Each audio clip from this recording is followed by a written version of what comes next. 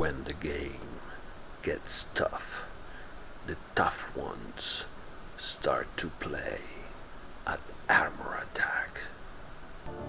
Hi everyone and welcome back to Armor Attack Italy. This is Angelo and today's video is going to be about year 2025, which is about to end and has been, it has been an intense year. There has been some very major changes that almost turned the game upside down in many ways. We had lots of new robots and weapons, maps, economy, you name it. So people like me as a CC had a lot to do and really kept me busy, but it kept me busy even as a tester, because we did really a lot of tests this year on a lot of stuff. Some of the stuff actually that we tested is not out yet, and there are already things happening. If you go on Discord, there is going to be a brand new layout for the hangar, and you know, when you want to change your weapons and stuff, the upgrade, there's going to be a new layout of different screens in the game. And if you want, go on Discord and snoop around and you will find it.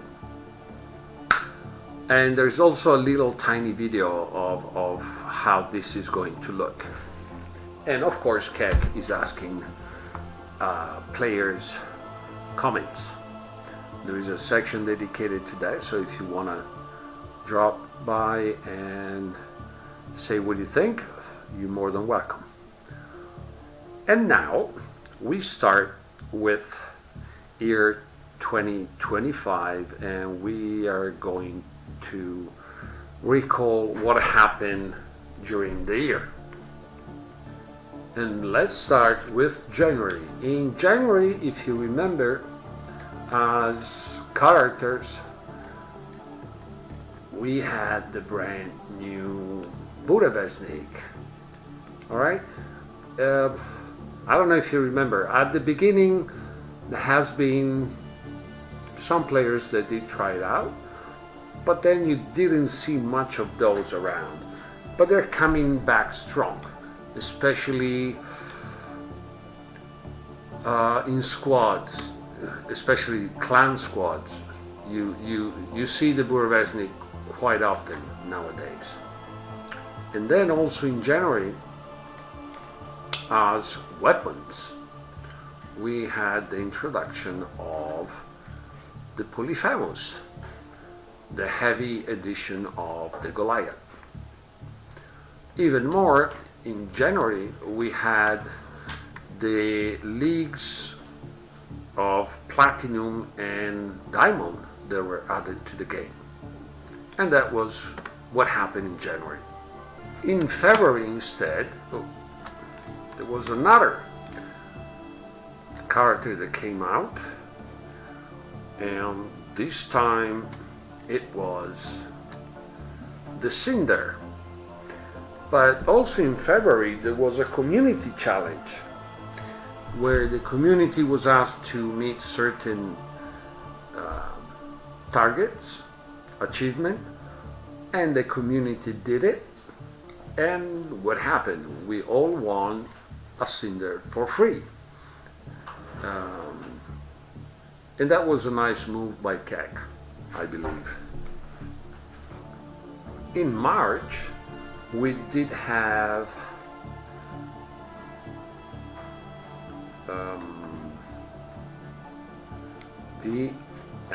where are they? Yep, there we go. We had the refractors that came out. Okay, they were really strong when they first came out. Then they got nerfed heavily and they were not that good anymore. Now they got buffed again, and they are so-so. I would think that they will need another little extra buff to get to be good weapons again. And what we got also in March has been the new map of Canyon Team Deathmatch. Then in April has been quite of a busy month. If you remember, that was the month where light weapons became available. And at that time, the only ones available were the one for the Hermit with the Vespid and the Light Orkan. Okay?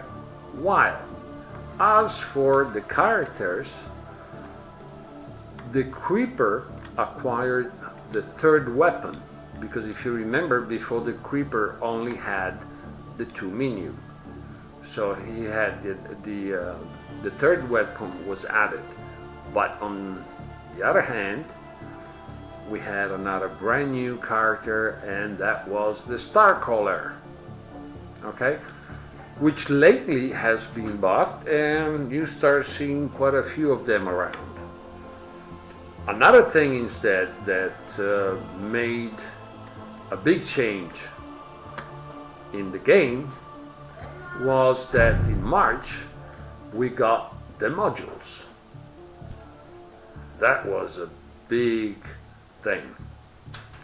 And also another big thing. And the other big thing was Operation.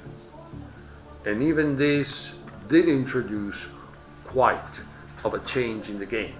And the best part is that with Operation, you get all your modules for free. You know, if you're not in a hurry and spend gold to speed up an operation, you get all your modules for free. And the only thing that is going to cost you is when you want to upgrade them. Okay? And even this, let me say, in my opinion, has been a great move by CAG, that we don't have to pay for the modules, just for the upgrade. In May, on the other hand, we had a few things happening, especially for the Imperial faction. What do I mean? We did get the third weapon for the Icarus, a light one, because if you remember, before he only had a heavy and a medium. So he got the third one, a light one. And because of that, the light autocannon was introduced in the game. But we also did get another guy, the Talos, that has 2 medium and 2 lights. Okay? And that's also the reason why the light autocannon has been introduced. Alright? And this what happened in May. And then we get to June. June has been possibly the most difficult month of the year. For both players and even for CAG. Because that was when the new economy came out. And there was the tokens conversion and all sort of things. A lot of people were upset about the changes, the new crate system, and especially the crate cost that has not been changed since then, and if you ask me, is way too expensive. But we had this part of the battle crates that gave us the opportunity to collect silver, and especially tokens. And even this section, and even the leaders board, okay, with all these rewards and so forth, okay. And this was what happened with June. And as I said, it has been a tough month. July was another big month. That's when we did get the presets and got the option to use any robot in any preset without needing to have more than one. Okay, so I could have this creeper in all three presets without a problem. Okay?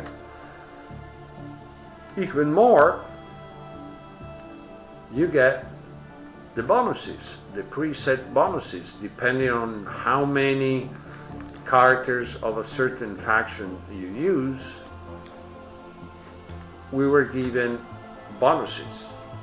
So at that point we had the robot main parameters plus the modules plus the presets, and that made things a bit more complex, not complicated, but a bit complex. And let's say that starting from the raw potential of a character with the combination of the modules and the preset, let's say that not only you make your character stronger, but you even, let's say you do the fine-tuning of a robot, you know, and you try to balance the weak side of a certain character with the modules and the presets. And that has been a very nice introduction, if you ask me. Also in July, we had another big change, and it was this part. Before we had 35 levels, not 75, and we had the 3 factions, all right? That was completely changed, 75 levels, and you keep going and going and you unlock everything.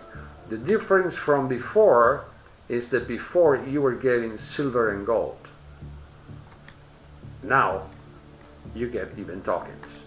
So even this part had a big impact on the players, but if you ask me, it was for good. August has been a bit of a quiet month, beside that there was that new setup of the graphic part for mobiles, Android and iOS, but nothing major happened in August. It was a bit of a sleepy month. Things that start to kick in, the new stuff started to kick in again in September, and that was when we got this one, the free resources. Not only the one that you get from the videos, but even this here, the extra rewards. And even this one has been, I believe, a nice help. But that wasn't enough. We had the introduction, if you remember, of the 2 speeds, okay? The combat speed and the transversal mode. I hate that term. I tend to say combat and non-combat speed. I like it better. Anyway, and then for the Imperials, we got the Atlas. And even here, there has been a bit of discussion on Discord saying, it's a bit too anthropomorphic, you know, compared to the others. They are like very much Star Wars kind of style, and probably that's why the faction is called Imperial. All right, and but then since this guy does the job, nowadays nobody's saying anything about it, about the way it looks. Okay. October was another month where nothing much really happened, about a few fixes here and there. And oh gee, I forgot. Oh yeah, that was back in June when the new economy came out. I don't know if you remember, there was a huge rework of every robot and weapon, complete rebalanced of everything. Because in fact at that time there were 2-3 builds that were almost unstoppable, and everything has been reworked. At that time the game was going a bit in the direction of one shot, one kill, and instead the intention of KEK is to have a slow shooter. So they rebalanced everything so that, you know, to kill an opponent, it takes a bit of more time. Okay, and so so the skills of the player do have quite of an importance, because if it takes half a minute to kill an opponent, either you have a good strategy or you are the one that gets killed. You know, so tactics, strategy, player skills, you know, the intention was to get them to be up front again and not just one shot, one kill.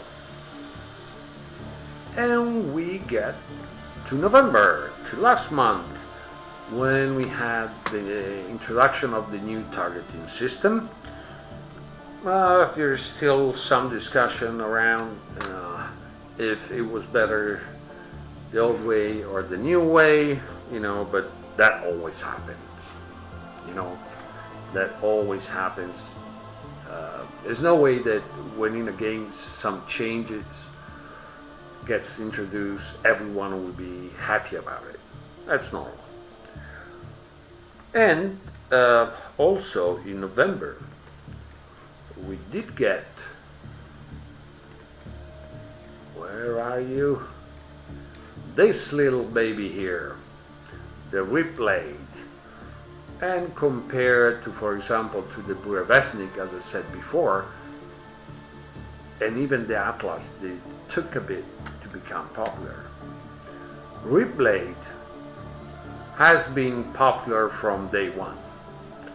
Players just love this guy here, and actually the Ripblade does the job, no question about it.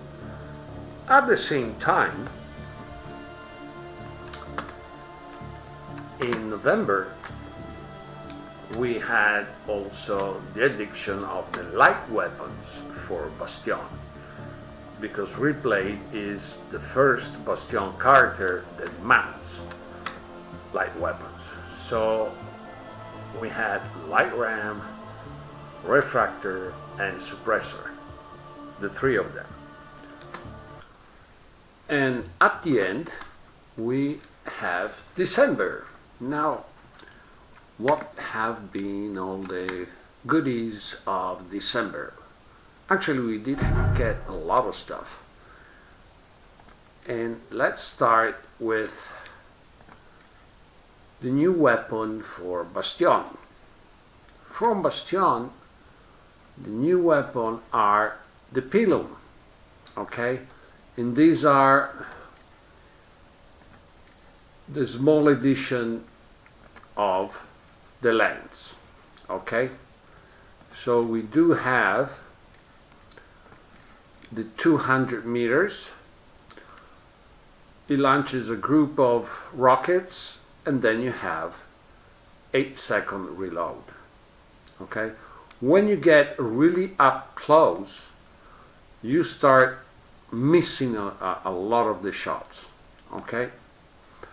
So compared to the light ram, which instead do become very effective when you are up close, and since the Ripblade at the moment is the only characters of the Bastion that mounts a light weapon, in my opinion,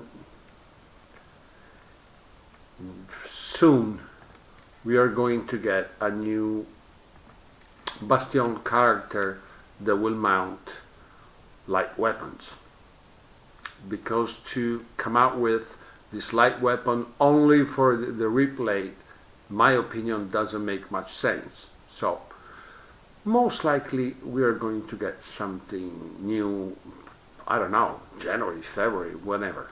Okay, then we go into Hermit, and in Hermit we got the new character Stalker, which is the cousin of the Creeper, and actually they look quite similar. But compared to any of the other characters of the Hermit family, this is the only one that doesn't have that look of, you know, like animal that been under some weird treatment in a mad scientist lab. It looks just like a robot. A strange one, but just a robot. And not only this one, the other new has been the medium Archons. Okay, and I'm going to do a video about the Stalker. When it comes to the possible builds, you can mount the Archon, the Torrents, or the Germinators. And I'm gonna give, at that point, I'm going to give you all the different results by using the 3 different builds. Okay. The Stalker itself is rather squishy, because here, as you see, is a level 21, but still 135,000 HP, so it doesn't take long to kill it, especially if you are in the higher leagues. Okay, is not so fast, but it has the stealth that can run for the entire battle. Okay, I would think about the Stalker better for squad use, because by itself with this character you cannot achieve, let's say, 15 kills and 2 million damage. You only have 2 mediums, and even if you put all impulse modules like I did here, you can get to 9, to 10, to maybe, if you're lucky, 1.5 million damage, but you don't go past that. But in clan use, this can be, in certain moments of a battle, the character that does change the result of a battle. It takes practice, and during the video that I'm going to do about this one, I'm going to explain you in details all the things that you need to keep in mind if you want to get one of these. And then we had another weapon added, this time to the Imperial, and these are the medium autocannon. Now, with the heavy and the light, these can be a Where is it? Oh man, I moved it. Okay, let me do it here. Sorry. Oh man. No, no, no, no, no, no. Where is the guy? Where is the guy? There he goes.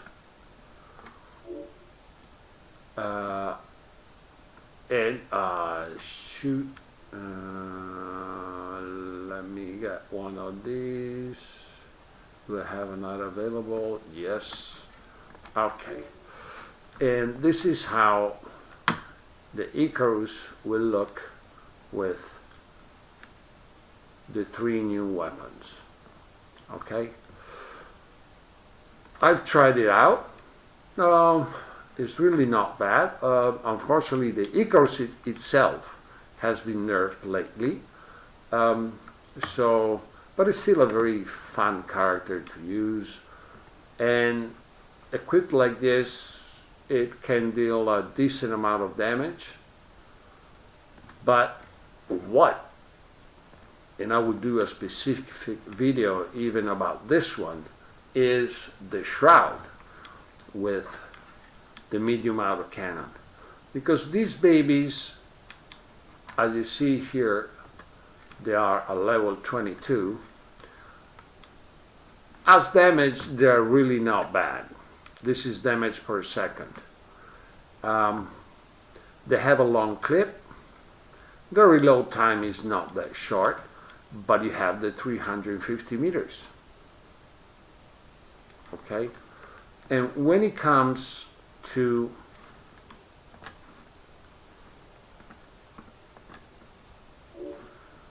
the weapon, let me see where I can show you this. Okay, you see here is 60, but if I'm not mistaken,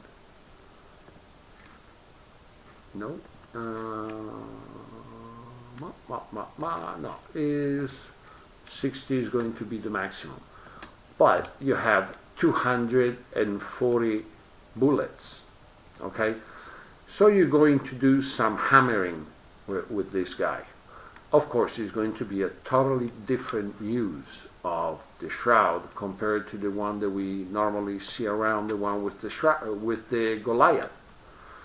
Okay, you will have to learn all over again how to use this character, but it has a very nice potential. So I will keep an eye on this build, because I would think that it will appear on the battlefield not, maybe not tomorrow, but shortly we will start seeing some of these around. Especially I would think in clan use as a long-range shooter, and when it goes into stealth, moves to another spot in the map to get a different angle, and it just keeps shooting to help the teammates. So compared to the one with the Goliath, maybe this build another time is not going to be a build that will make you do 15 kills and 2.5 million damage. But in clan use, this one can help a lot. So this is what is new about what happened about in 2025. And now let's talk about next year, 2026, because there is a lot of stuff cooking. We have quite possibly a new character of Bastion that will appear soon. Then rumors say that there is going to be another big revolution coming. I don't know how long it's going to take, because it's going to be a big thing. So it may not happen maybe before February, but who knows? It could even happen within the first week of January. You know, are just rumors. We will see what happens. Another thing instead that we know about. And there has been even an announcement on Discord showing a short video of this new UE, user interface. And I'm going to show you how possibly it will look, because on Discord there was this video showing a little bit how it will be and to give opinions. So we will see if will remain exactly like this, if there will be change applied, but at the end that will be the new user interface. So we ought to get ready even for that. Okay, and when it comes to this new, let me see if I can get it just a little bit. Okay, this new interface, this is, this was the video that was on Discord.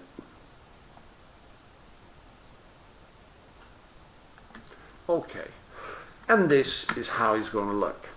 Now, this one is supposed to be the hangar. There has been a lot of players, content creators, clan members and other bunch of players saying that they don't like it, that we all want to have the old view, the one where you see the 6th position and the 6th character. So we will see what happens. Now, new things, of course, the layout is totally different, but there are some new stuff.